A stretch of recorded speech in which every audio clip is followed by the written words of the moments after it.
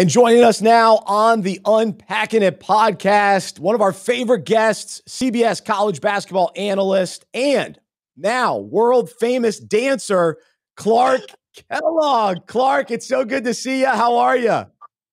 I can't complain. I am doing well, better than I deserve, and I'm grateful to be able to talk a little March Madness this year after we weren't able to do so last year. And excited to jump on and unpack it a little bit. Absolutely. Well, I want to get your thoughts on the fact that we do have a tournament compared to last year, but we got to talk about the video that went viral, your dancing moves on full display, your laugh on full display. Yeah, what happened? What is the story? Hey, it was just so much fun. One, I love those team emojis. Every time they come on, and that was countless times, obviously, throughout a 5-day weekend for us, to see those little fellas doing their thing, hanging on top of the scoreboard. And, oh, man, I chuckled every single time. So it just kind of happened that on occasion I would be in my desk seat and I would dance and move around with them. And ultimately, our producer, Tim Weinkoff, said, hey, you guys want to dance with them? And Seth was gung-ho. And then I was a little reticent initially, but then, I said, I said, it's going to be fun. So I said, I'm in. And then Wally chimed in, and then they decided to do it. And, man, I could not control myself when they showed it, because we recorded it before we aired it. Yeah, because we had to, because the guys are virtual. Those team emojis are virtual. They had to position us to where we could be like background dancers. And so I was the only guy who didn't hear the music as we were recording it. I don't know what Wally and Seth's excuse is, because I know I was out of beat because I didn't hear the music. They said they heard it and they were still way off beat. So but to me, it really added to the hilarity of it, because when they unfolded it and showed it, you guys heard me, obviously. I lost control. And gut-busting laughter is one of God's greatest gifts. And believe me, my wife and I laugh hard every day. I love it. And in that studio, we laugh hard every day. And then Greg's reaction was classic. Absolutely classic and priceless. And it's exactly the kind of look I try to get out of him at least once a day, whether it's with a word I use, or whether it's with an explanation I use, or whether it's a jab at him. I love to see that furrowed brow, straight man, perturbed, pleasantly puzzled look on his face. And that set that thing off so good. And hey guys, I went back to my room. It takes me a little while. There was a game on. I think Oklahoma State and Oregon State were on, so I'm kind of watching that. And then I pulled it up and I watched it, and I watched it again, and I laughed as hard as I did when I first saw it. It was crazy. It was so much fun, though. That was so much fun. Oh, well, you guys are a good sport about it. And yeah, it was the perfect almost ending to the weekend. It's just kind of a memorable moment for all of us. It was perfect. No, It seemed like it was a good fit. I mean, it wasn't planned. It was just one of those spontaneous, serendipitous, special, fun, life-giving moments on multiple levels. So it actually hit all the boxes in a way that we couldn't have forecasted, man. It was really good, and it was fun for us to do it. Yeah, it was great. Absolutely. And the fact that you didn't hear the music, that makes it even better. I love it. Well, speaking of just the laughter and the joy and the fact that, man, we've got the tournament back this year. And I was looking it up and I was like, man, you've been a part of this tournament since 93, 94. So every year it's, March Madness, it's Clark Kellogg. We just expect the tournament to happen. And so to kind of process and unpack, okay, last year there it was taken away from us. And now for it to be back, what's that experience been like for you? Man, I tell you, having it taken away, canceled last year was a real gut shot for all of us, Chris. It was just, it was just so deflating. And then you had the backdrop, obviously, of the coronavirus running wild across the world and here in the United States, and seeing the loss and the challenges. and so forth. And it just really was a hard time. Whatever world you're in, and there are thousands of worlds within the world, what you do and what you enjoy is important to you. It may not rise to the level of great importance in the scheme of things, but in your world, what you do and enjoy doing is important to you. And when it's taken away, there's a loss. And I didn't realize how much of a loss until Selection Sunday rolled around. And there was no revealing of the bracket. There was no interaction with Seth and Greg and the folks that you all don't see that are part of our team, our leaders, all of the folks that are gathered and galvanized around the tournament, which is part of our annual experience up until last year. And for me, it's been 2.5 decades, Man. a little more, that I've been part of it in some form or fashion, and just missing the people and the energy that the tournament gives to us as a network, to fans across the country, to the student athletes participating, to the coaches, to the alumni bases, to those who are sports fans. I mean, that life-giving element and event was pulled out, as were many life-giving elements of our lives were pulled out, distorted, disrupted, changed, eliminated. All of that was part of it. And I mourned greatly on Selection Sunday, more so than I thought I would. It really caught me by surprise. I wept for the loss of that interaction and the event. And it took me a full day plus to, to really embrace the reality of what all was lost because the tournament wasn't going to take place.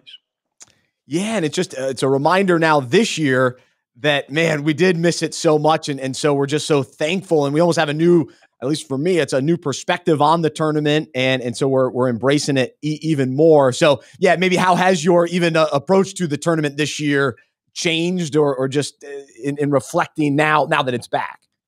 Well, I've always attempted to live a life of gratitude, to always be thankful, even in the difficult or uncertain or painful and sorrowful times. I've always sought, by faith in God through Christ, to be joyful always, pray continually, and give thanks in all circumstances, because that's what Paul writes in the scriptures. It's part of being a person of faith who's given his life to God through faith in Christ, to embrace the way Jesus walked and sought to live. So I've always attempted to do that and continue to grow in that area of being ever present in gratitude. So that's really the overwhelming sense that I have, is one of gratefulness, gratitude for what, in fact, we do have, even in the midst of still difficult times, socially difficult, morally difficult, health difficult, racially difficult. I mean, there's just a number of things that are challenging, but life always gives us some of that. So to be able to embrace those things that bring joy and life is still important for us to do. And this tournament gives us all an injection of that. So I'm extremely grateful. I'm excited, as I always am this time of year, and maybe a tad more grateful and appreciative of what we have this year that we didn't have last year. I'm right there with you. Absolutely. And so we see you, on TV in between games and post game and all that kind of thing.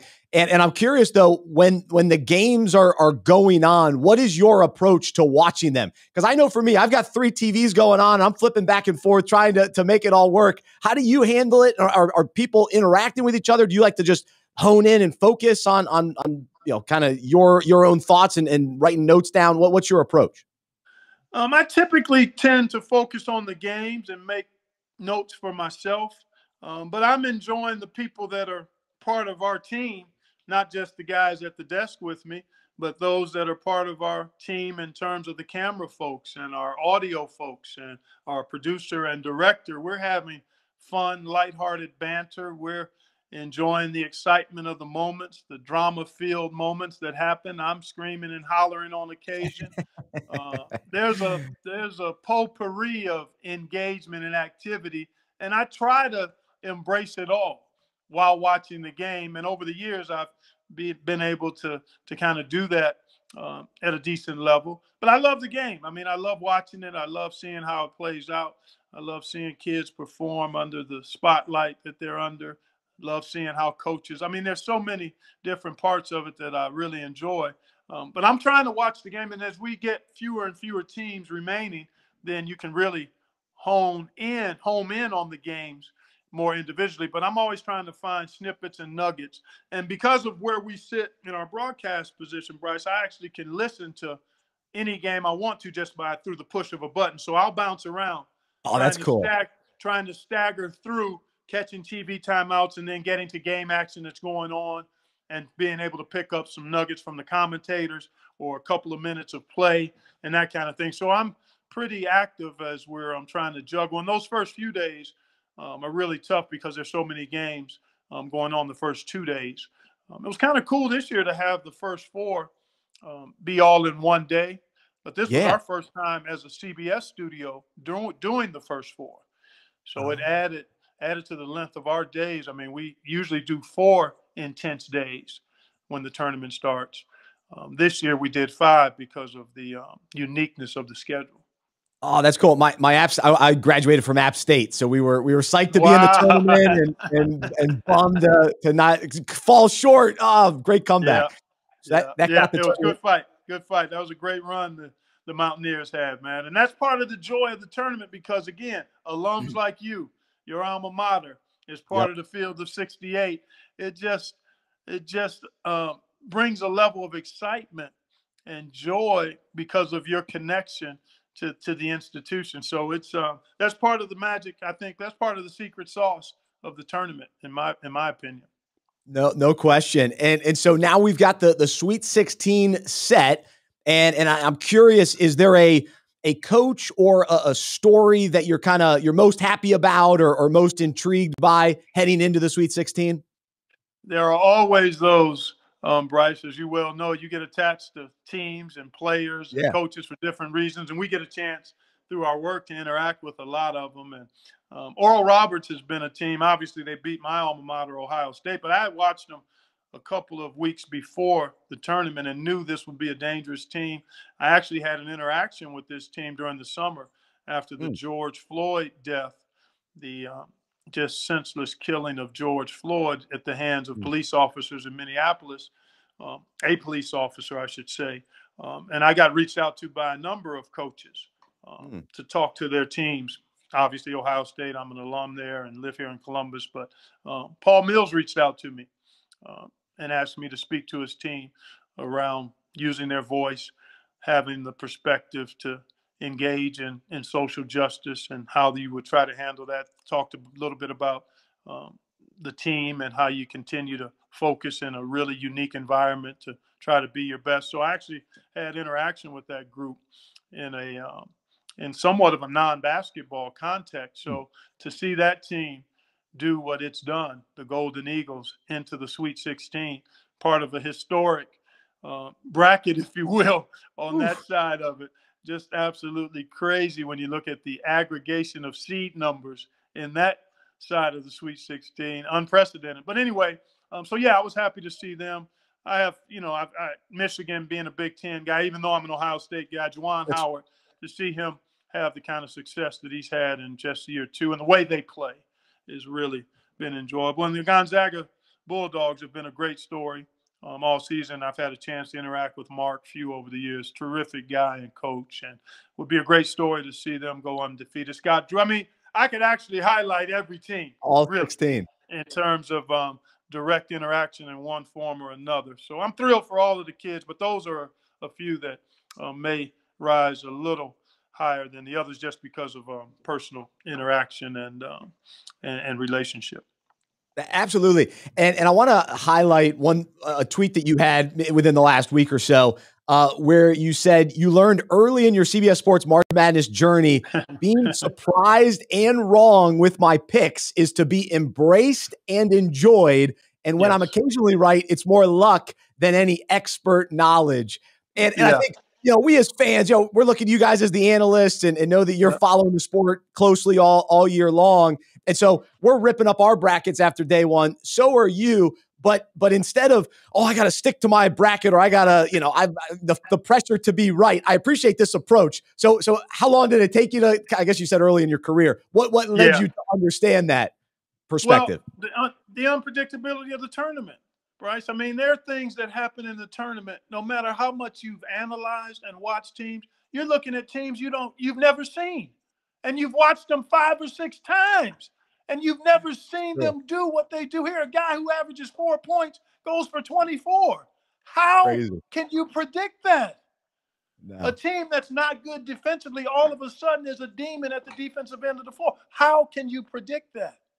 A team that's been consistent and low in turnovers and excellent at the free throw line, all of a sudden shoots 50% from the free throw line and throws the ball all over the gym.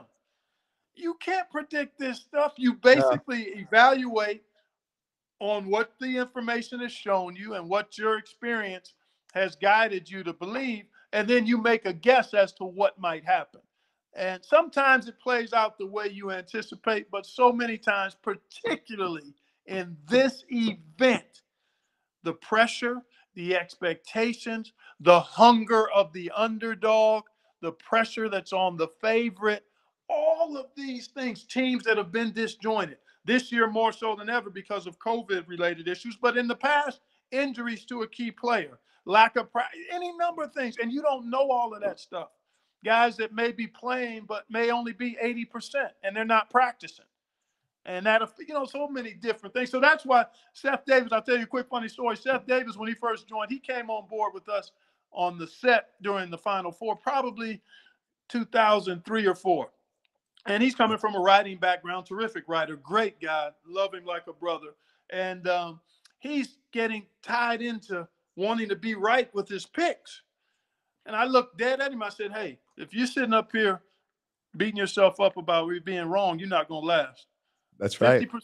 50% is good if you end up that way. Now, if you go 80% on the loss side, that's a little heavy, but you gotta at least understand that being right is not the objective here. It's fun, it makes you feel good, but that's not going to last because you're going to be wrong more than you're right if you're trying to pick these games. So that's but for me, it hit me fairly early. I said, hey, if you get them right, fine, but you got to know most of the time you're going to see some stuff that you haven't seen and you can't predict.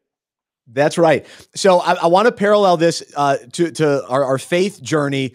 And I wrote about this I write a devotional called Unpack This. And so on Monday, I wrote about busted brackets and of course, in the tournament, but then also in life. And this idea that, we try to plan out our life and we think, I want this to happen and this to happen. And the sooner that we embrace that our little bracket that we write out for life is going to be busted, the more we can actually enjoy life and have, peace and freedom in whatever, God's will and whatever kind of unfolds. And that we can even root for the upsets when we're not clinging so tightly to what our bracket is. And so kind of your perspective with, of course, the tournament bracket, but then also kind of your thoughts just on life and your experience, just kind of understanding that truth as well. Man, I love whenever somebody, and in this case, you can connect something current to a biblical truth or principle, because I think it communicates well to the masses and to those in the household of faith when analogies can tie biblical principles to real life stuff. And the brackets are important to those of us who like college basketball. So sorry I haven't seen it, but I can actually go track that devotional down. But I agree 100%. It's a lesson that's hard to learn and slow in learning. But the wheels of truth and justice, somebody once said, grind slow but sure. And such is our walk too. It means we have to embrace truth as it's revealed to us. We have to continue to intentionally let go of our own particular game plans. I just finished a book called An Unhurried Life, and it talks about Jesus being unhurried, relaxed, and ever fruitful. And I want to be there. And to be there, you have to take on some of the characteristics that Jesus espoused: solitude and silence, allowing God to be your guide and not trying to have him affirm your map. That was one of the things that resonated, which is something that it ties just into what you talked about. I mean, you've got your bracket and it's laid out, but sometimes you need the help of God, and you need to yield to God guiding you and you journeying with him, as opposed to trying to get his approval of your map or direction. So really powerful and resonates personally with me currently, because it's a constant challenge and struggle for me in terms of just continuing to enjoy being present with the Lord and allowing him to be who he desires to be in and through you in all of the challenges, opportunities, blessings, uncertainties that life is guaranteed to give us. That's right. We all experience upsets. There's no question about that. Well, so you mentioned the book, An Unhurried Life. Who wrote that? I want to say it's Alan, Alan, and I think it's Fadling, Fadling. I think it's only one D. Okay. A friend of mine, dear friend of mine, recommended it to me right at a time about 3 weeks ago, as I was actually really starting to feel the busyness of this time of year in a little more of a unique way, in part because of COVID and some personal things that were going on, and just recognizing that the abiding in the vine is really where the energy and the life is. And this was a good book at a good time for me to revisit from this author's perspective of what being fruitful, even when you have to be busy, looks like from the perspective and life of Jesus, looking at that unhurried, relaxed, but fruitful. That's a potent combination. And it's not something we can get apart from the vine, Jesus. And so it was a really good reset for me to walk through. And it has probing questions that I've been thinking about and meditating on. And I've got some practices that I think I will put into place as we move forward, just to really hope to epitomize what that looks like for me. And it's different for each of us, that unhurriedness and relaxed state in the context, and fruitfulness in the context of what God has given us and where he's placed us. But it's really the abundant eternal life that we're called to as Christ followers. Amen. Amen. And because I wrote that, or I typed up one of your tweets where you kind of paraphrased part of that book, where you said, lingering and loitering frequently with God is food for my soul, helps me keep listening for something good from him and doing something good for him in proper balance. Yeah. That's exactly right. That's exactly right. Yeah. So I just wanted to share that with the listeners, and people can follow Clark on Twitter, Clark Kellogg, CBS. And so some good nuggets there as well. And also looking at your Twitter page, we'll give a promotion for this. You and Christian Laettner are reliving some of the most iconic moments in March Madness history. And so all the details can be found at his Twitter account, Clark Kellogg CBS. So that's happening Thursday at 6:00. So people can be a part of that, which is pretty cool. Capital One, I guess, is a part of that. So thank you, Bryce. Appreciate you plugging that, and looking forward to it. Christian, obviously one of the great players in the history of college basketball, and looking forward to that conversation with him tomorrow evening. Very cool. That's Christian Laettner's jersey I've got hanging over there, the USA jersey. So nice. I'm a Duke fan as well, so that's cool. But well, Clark, man, it's so great to have you on the show. Appreciate your heart, and thanks for just bringing so much joy to March Madness and representing Christ the way that you do. And it's always so much fun having you here on Unpacking It, and we'll be watching for the next couple of weeks. Yeah, appreciate it. Great to hang out with you, Chris. I'm sorry, Bryce, and just love having the conversation around faith and hoops, and love the way you present who you are and who Jesus is in the context of the platform you've been given. So, man, keep on doing that. It makes God smile.